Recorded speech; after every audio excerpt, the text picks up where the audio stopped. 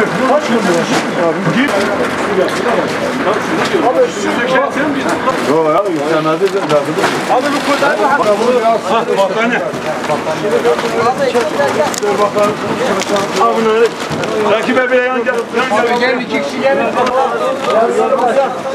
Şu şey güzel bir şey. Bak.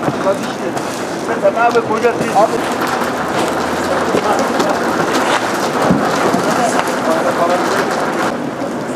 Bak burada. Naci abi. Hava otelde. Allah abi.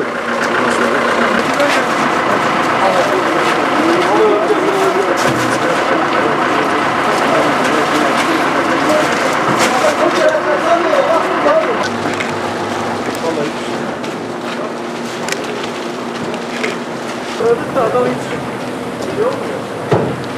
Abi yetişen alır. Yapayım.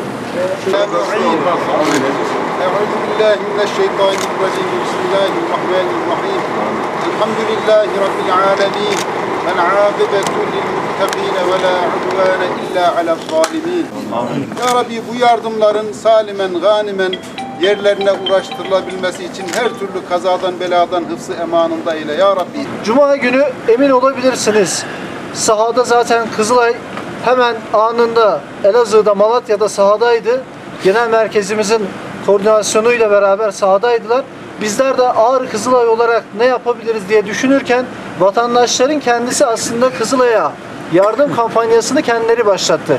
Gelen vatandaşların tamamı biz ne yapabiliriz, biz oradaki kardeşlerimize ne gönderebiliriz diyerek geldiler. Bizler o yardımları aslında onların başlatmış olduğu kampanya vesilesiyle onlar başlattı. Bizler de aracı olduk.